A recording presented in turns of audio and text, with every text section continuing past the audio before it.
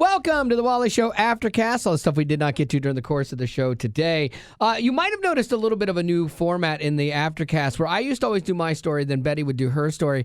And we flipped it up the other day, and then Betty's like, hey, want me to go first again? And I'm like, sure, if you like that, that's fine. She's like, I do. I like it. I like it better. And she's like, give me the subject for yours so I can do a segue for you. And I'm like, okay, mine is about conspiracy theories and people being murdered around the government. So have fun with that in about 5 minutes. Right. Exactly. So I will start us off. I found this whole thing where, I've done my own share of dating. And I had a friend ask me the other day that he said, how long ago was it that you had a date? Yeah. And I was like, I think it was 4 years ago. Oh, no way. I think really? it was. I really do. I think it was. It may have been longer than that. I don't know what that says about me. But anyway. Says that you are particular. Maybe too particular. Maybe. I'm not going to argue that with you because I don't want to go there. But it also says that here's the thing about you. I think that you tried the things like the online stuff and you hated it. And I 100% understand that. It was terrible. And I think you're in that mindset of you're like, okay, when that person comes, God's going to just bring them into my life and they're just going to poof and they're going to be here and it's going to be obvious. I'm going to it'll be easy. Run them over with my car. And then as I'm bandaging their leg and setting it, they're going to be like looking into my eyes and being like, oh my gosh, I love you. Yeah, you get it. Yeah. It is difficult. And I have this real big thing where it's like I want to see where God brought it all together. And I don't know if that's good or bad because I can look back in my past and I can see where he's brought in my church, my relationships, my friendships, you know? Right. And job situations I've seen where it's like I had to put forth the effort, but he opened the door for me. Yeah. And I want to see that happen also with the guy that I end up with. But could you make the case that the effort is going back into an online dating situation, or maybe you could? I don't know. Doing, but I hate signing up for pickleball and meeting people. You could, maybe. I don't know. I think the problem is that my mom was telling me that she said when I dropped you off in kindergarten, there were so many moms there, and these kids were crying and clinging to their moms. And I dropped you off, and I was expecting you to do the same thing. And you looked at me and you said, okay, Mom, you can go. Yeah. And she said, it hurt me, but then it also made me feel good to know that you were independent and you can handle yourself. You can be okay. And she said, you've always been that way. You've always been like, you're comfortable in who you are, in your own skin, and you can do it on your own. And has that been a detriment? I don't know. But I also know that I've watched a lot of Dateline to tell me there have been a lot of girls that have been the opposite of me, and they settled for something because they thought that was the best that they were going to get. Sure. And they ended up in a shallow grave. I think, or just divorced. Whatever. No. But shallow grave is definitely drastic. I think that you can. You could look back on your life and think, oh, there's been wasted time. And I would understand looking at that, frustration with that. But then you could also look at that and go, okay, I missed out on some heartache that because I didn't settle, where other people settled, and you missed out on some really bad stuff, which is a good thing. I also would say too, and I could eat my words later, but for some reason, and it's been like this for as long as I can remember, I hate when others are involved in setting me up.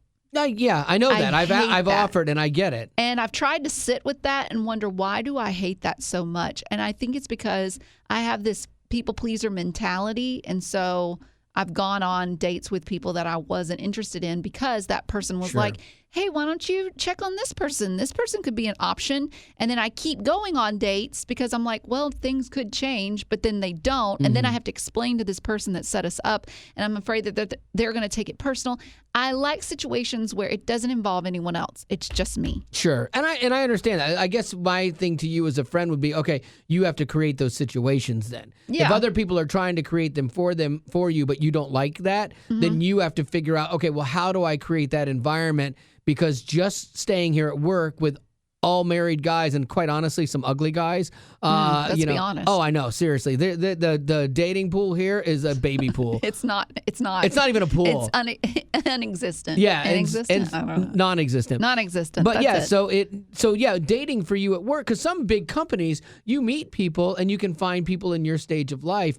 But that just doesn't exist here. Well, and I would say, too, that I completely understand where you're coming from. You have to create those opportunities. And I feel like I have done that, especially in my past. As I get older, it's more like, I just want to stay home. I'm tired. I got to get up at 4 a.m. Like, why do I have to keep putting forth this effort if it's not going to pay off? And 2, in the past, when I have put myself out there and created those situations, I have met people that I would give a shot to, and it still doesn't work out. Right. And that, so at that point, it's like, I'm that frustrated. frustration would have to be unbelievable because you know how amazing I know you are, and so on the surface, as I look at it from the outside, I don't get it. Like, I just don't get why that isn't an easy thing for you to meet somebody. I hope that you understand this, as well as if you're married and you have someone single in your life. I know you mean well by giving, you need to create those opportunities. Maybe you need to try an online dating. It's like, yep, I don't want to hear that unless you've been in my shoes. Right. Like, if you know everything that I've gone through to try and find that person, it's almost like it hurts more to keep trying. Mm-hmm. Does that make sense? It does make sense, yeah. Where it's like the hope keeps building up and then it never pans out. So it's like, at some point, do I just need to give up and be thankful for what I do have and remember those times where God has opened doors for me? And I've walked through them. I've skipped through them, run through them. And I'll do it again if he opens that up. But I feel like at some point, it's like if you keep telling me, and I'm not saying you, I'm saying like people in general. Because I try to not do this to you. Like create those opportunities. You need to get out there, online dating. At some point, you're telling someone, keep bashing your head up against a brick wall. Right. At some point, it's going to give, or you're going to give. Right. There is an element to, and I'm speaking just in general. Okay, if you look at sales, what they tell you about sales is you make, because I started in radio sales, and they say you make 100 sales calls to close one. And so there is an element logistically to having to go multiple times to find the one time that works. But the amount of times you have to go and either have your heart broken or be subjective to absolute morons in the dating pool, I think people don't understand how hard that is emotionally. And so it's easy to say, well, just keep going, keep trying. Yeah. But until you have done that and been hurt so many times, you don't understand. So I am sensitive to that. Like I'm totally sensitive to that. And so it turns out that Gen Z men are actually sensitive to dating as well. Turns out that they're actually turning towards going into relationships with older women. Oh. So Gen Z is the youngest. But would you give a Gen Z guy? Oh, that's really young. That's tough. Gen Z, what do they got? They got to be in their 20s, right? That's too young. No, I couldn't do it. Mid-30s, I think, would be good for you still. You still have the same frames of reference. I want to take myself out of it. Okay, well, you're out. Anyway, so and I looked into why men feel this way. Like, they feel like Gen Z women hate them. Gen Z men feel like Gen Z women hate them. Which is interesting because you would think Gen Z women want that soft, in his feels guy, but maybe they don't. Maybe Gen Z women are like, yeah, I'm tired of these namby-pamby guys that feel everything and are more emotional than me. Yeah, maybe. One guess was that a lot of dating is done on apps these days, and there's a lot of requirements. Like, women put out there what they want, and they'll say 6 foot, he has to make this amount of money, he has to look like whoever, Ryan Gosling, I don't know. And so you're already reading these requirements and you think, I don't even stand up to that. Like, I'm not even going to give it a chance. Yeah. So if it's all online, that ultimately that's just harder, especially if you're not open. Here's a thought. Maybe Gen Z guys, they grew up with moms that were coddling them, babying them, protecting them, doing things for them. And if they started dating an older woman who's in a different generation, they want a mom. And that mom's going to do that girlfriend, wife, whatever it turns out to be, would be doing all these things. So their life just stays just as pampered as it was when they were a kid. Absolutely not. That would be my theory. I would put that forward. I do think that Gen Z boys don't have as much gumption to get out there and ask. Yeah. Now, then again, we've been raised in this with too much knowledge in that, like I said, Dateline. I mean, it's around 24/7. If it's not Dateline, it's 20/20.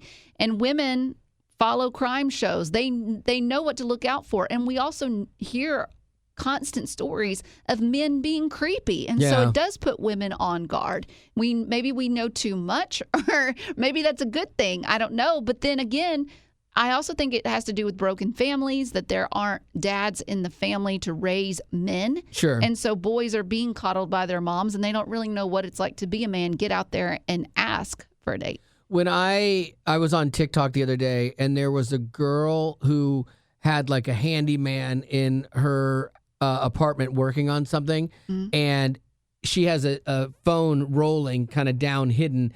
And the things he is saying to her, like he said some like off-color stuff to her, and then when she like resisted his advances, he got so bad and so creepy. And the things he was saying, I could not believe a man was saying that to a woman. Could not fathom that, because there's times when you hear women talk about how difficult it is in the dating pool and how these guys are just jerks and creepy. You're like, is it really that bad? And then when you see something like that, you're like, I'm embarrassed for men in that.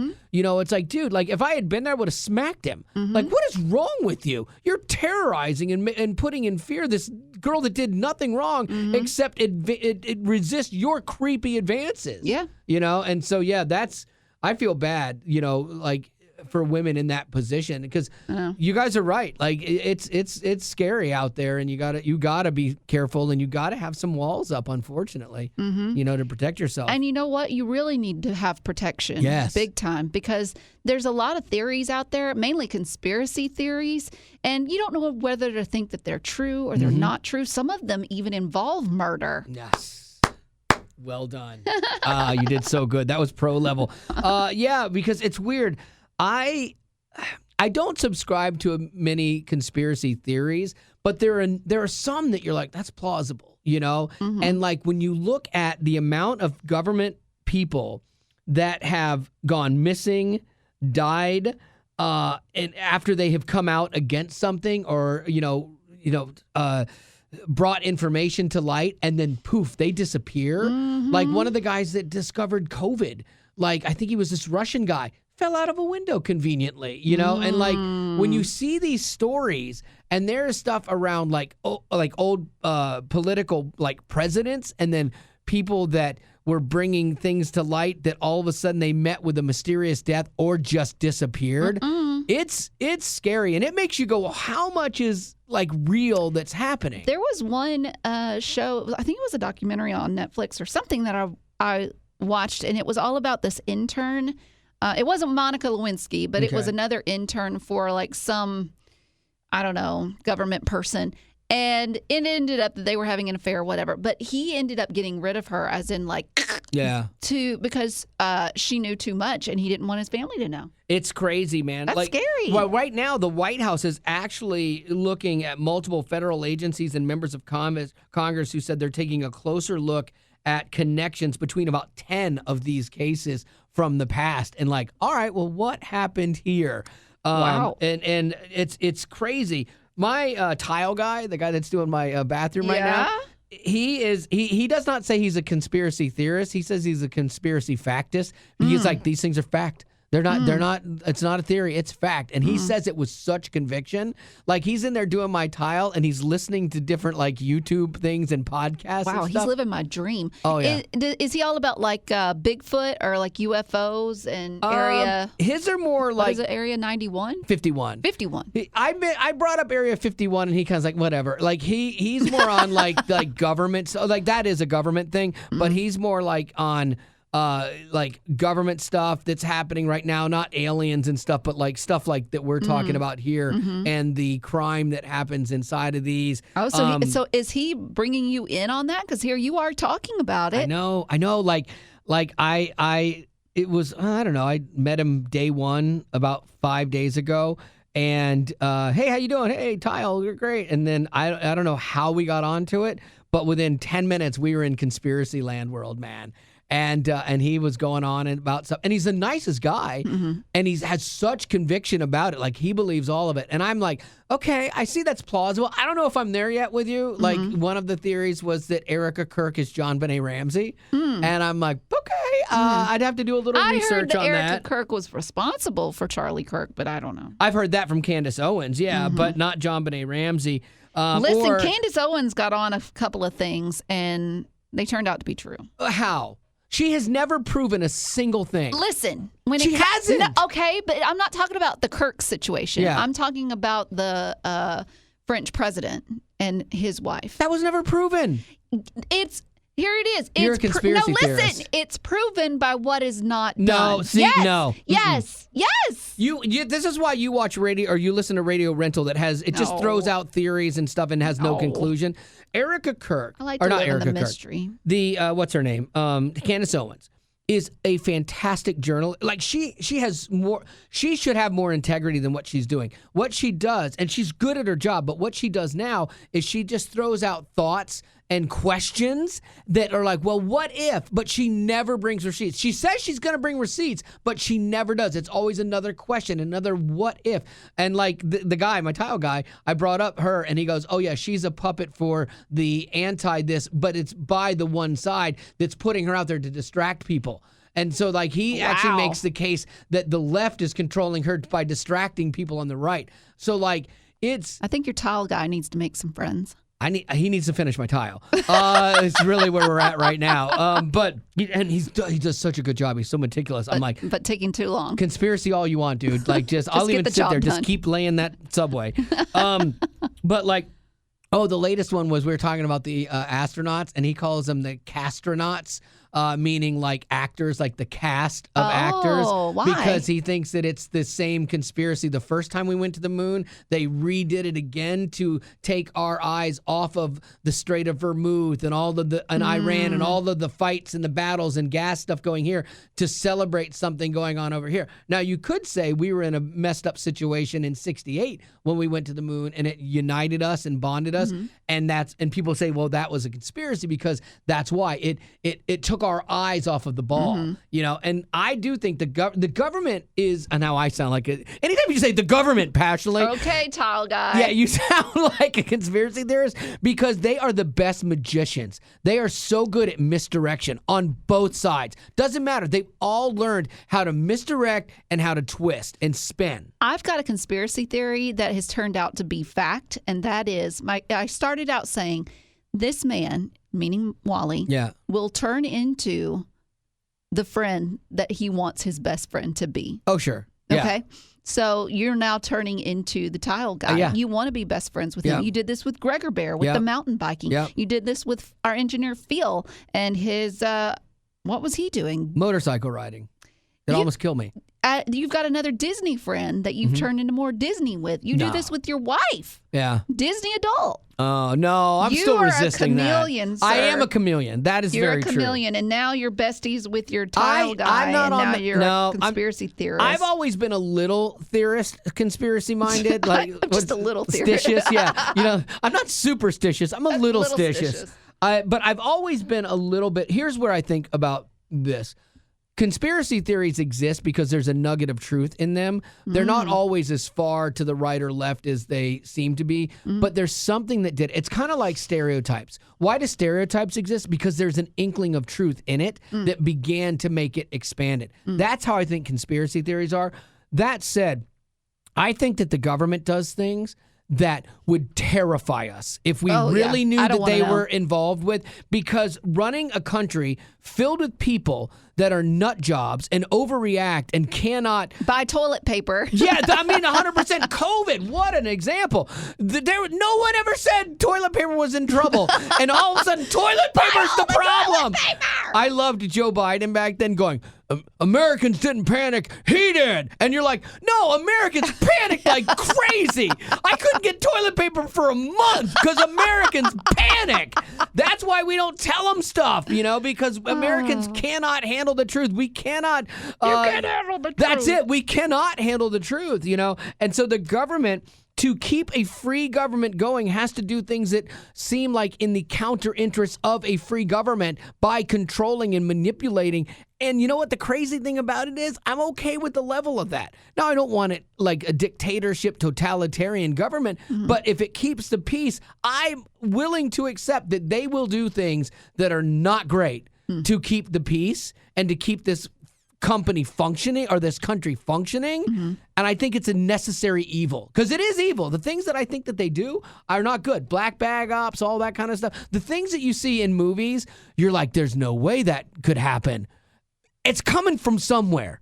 You know, somebody made. I do sound like a conspiracy theorist. I was going to say, if I had to put you percentage-wise on how much of a conspiracy theorist you sound like, 60? I'd put you at 73%. Really? I don't know. 73%. That's exact. I'd go 62. No. Yeah, because I think it could be or not be, but then I'm a little bit more on it could be. It just depends on how close you get to your tall guy. Yeah, that's true. Yeah, I'm going to come in Monday and be like, you're not going to believe this. The government! Because I have people, every time like conspiracy theorists, they do this, you're like, oh, check out this podcast or check out this thing. And then when you do, I see why they get influenced by it because some of the arguments that they make, like Candace Owens, she has totally gotten in Betty's head. She controls Betty's narrative, and Betty. I don't trust anyone. I know Betty buys everything she says, hook, line, and sinker. What? No, you do. No, I don't. You do. Blake Lively though is a bully. Yeah, see? She's a bully. But that's what Candace told you. We know Candace, that. you are just a puppet for Candace Owens. And so I'm your puppet. Yeah. And so but the thing about it is when you hear them and they make such a good case, you're like, that is plausible. Candace does a great job at that. We really are. And then when we don't balance that with truth. Yeah, exactly. When you get one side served to you, or the other side that gets served to you is lunacy, it just entrenches what you believe. That therein is what the argument is about controlling social media. Like the government thing about the Russians affecting the election. The Russian collusion was not them messing with ballots and stuff. It was messing with information that was being put forth as fact that was not fact. That's what that was actually about. You should invite your tile guy here Monday. Oh, I'm telling you. Let's see what he says. As much as you like Radio Rental and Candace Owens, you would love him. You would love him. Like I told him I'm having kidney stone surgery next week, and he was like, "Oh, you should have gotten the Tesla machine. It's this thing you just hold on to, and like it'll make your kidney stones disappear." But it's $11,000. I'm not buying one. Hello. But if he had one, I'd be like, because he wants to buy one. If he had one, I'd be like, dude, let me come over. I'll try it. Like if I could avoid surgery and you could prove that it worked, fine. But it's not Tesla Elon Musk. It's Tesla Nikolai Tesla from the electricity days with Ben Franklin and Thomas Edison, all these guys. And it's a machine. You grab it and it sends it pulls. Theoretically, it pulls something out of the ether in the air that goes into your body that then helps you deal with things and stuff. Yeah. You know, have you seen those things that it's on? I'm sure you've seen it because I've seen it on TikTok and you're always there. But those little waddle pads, I don't know what you call them, but you stand on them. Yeah, and you stand and it shakes you. Yeah. You should try that for your kidneys. Oh, that's not a bad idea. I just lay on it and they say that Thunder Mountain is really good for shaking kidney stones loose. But I had kidney stones because I've had them for years and they're still in my kidneys. When I rode that thing, it didn't do anything. And now it's shut down, so I can't even Yours are try stubborn. Mine. However, next week, next Wednesday, Wally is giving birth. I know. So birth announcements coming out. We don't even know how many he's giving birth to. I have 2 that are stuck right now, that started moving out of the kidneys, and then I have 3 and 2 in my kidneys, so that's 5, 6, 7. I got 7 kidney stones right now that I gotta have. You're addressed. the Octomom. Yeah, almost, man. So not thrilled about any of that coming up. The procedure, I'll call it a procedure, is not fun. And so yeah, but my goal is to get it done after show on Wednesday. Be here on Thursday, and then Friday I already had to go take a day off to go see my niece graduate from college. And so... Where's that at? It's in Alabama. So I got to drive to Alabama. So a little bit of a drive. 4 hours, I think. So we'll see how she goes. Overeager. Yeah, I'm going to have my wife drive. But I'm hoping I'll be here Thursday. There is a smile. There is a chance if it hurts like they say it's going to hurt, that I might not be here. God I might, bless America. I might have to take my 7th sick day in 20 years. So Heaven forbid. yeah, but I'm going to try not to. I know you will. I told our boss, Chris, I was telling him, I said, hey, this is the plan. I'm going to be out Wednesday after show. I'm not going to miss a show. And then Thursday, and his face was like, okay, yeah, you're going to take Thursday off. Totally get that. And I'm like, I'm shooting to be here Thursday. And he's like, what? Why? I said, I Great don't question. know. I'm shooting He's to be here got something Thursday. to prove. Well, I've been off a little bit. Like I've been traveling so much, had Yeah, work but you travel. have every right to do that. I know, but I feel bad. Like I feel bad like I'm shortchanging people that listen. So, Potties, I hope you see how much he loves you. I do. I really do. Do you have any birthdays today? I do not. Okay, so no conspiracy But theory we there. do have. Weekend plans, weekend plans. Everyone's got weekend plans. I forgot it's Friday. Oh my gosh. And This Betty, boy has been on another level. I put it on our stories, but he got a Trinity coffee from Dunkin'. 777. 7 pumps of caramel syrup, cream, and liquid cane sugar. And he has been on a whole nother level. I And felt it's it not- affect me today. It's not good for his kidneys. I felt it affect me. It was more my heart and a little trimmer in my hand. Oh my God. Yeah, I felt it affect me because then Betty tried to take it from me, and I'm like, for the love of God, no! And I he chugged it. He chugged it. You can see it on our stories. Anyway, so where was I going with that? Weekend plans. Like usually I try to do something fun Friday night, but I'm not. Tonight's going to be a really laid back night. Good And then for I you. plan like a game night with some friends of ours on Saturday night, like apps and friend and like games. And so then Sunday church, and then Monday start fearing my procedure on Wednesday. I actually have made peace with it because I'm so miserable. Like I don't feel good like a lot of the time, and that's how my wife goes. I know you're not feeling good. You are taking medicine. You've scheduled a surgery, and you're willing to pay the. Those are 3 big factors. Yeah, exactly. Because a lot of times when it comes to my own health, when there's a lot of money involved, I'm like, nope. I'll just deal with it. And this is when I'm like, I'm done dealing with it. So got to get it dealt with. So anywho, what about you, Lady Rock? Tonight, I'm not doing anything. I'm excited about it. Also, too, it's supposed to start raining. I love rainy days. Yeah. Anyway, and then Saturday, I think I'm going to go to my mom and dad's, and I'm going to go over. Mama's going to cook, and I'm just going to eat, and then I'm going to take a nap over there, and then I'm just going to chill over there. You're just going to sponge off of them like Yeah, you always exactly. have. But I'll tell Exactly. you, they'll love every minute of Yep. it. It'll Just be great. seeing your little face, they will be so happy. Like if my daughter lived here, I would want her to come over whenever she wanted. Because like if she wants to go, like great, come on. I love seeing you. Then Sunday, I have a friend of mine who is taking me out for an early birthday lunch after church. Nice, yeah, because that's coming up. Cinco de Betty, Cinco the 5th. I was thinking to myself, what do I want to do? I don't know what day that falls on. Because usually support drive lands on my birthday, but I don't think it does this time. It lands on a Tuesday. I'll probably just not do anything. Yeah. I'm getting to that age, you know? Yeah, and then for you, you have the disadvantage of it being on Cinco de Mayo, and a lot of people are already out. Like, you can't do Mexican on your birthday. I made that mistake once. I'll Like, never you do love it again. Chewy's? Do not go to Chewy's. Nope. So, Don't do it. yeah, we'll go to Chewy's today. That'll be good. Yeah. I like that. All right, well, that's going to have to do it for your Aftercast. And as always, thank you for being a potty.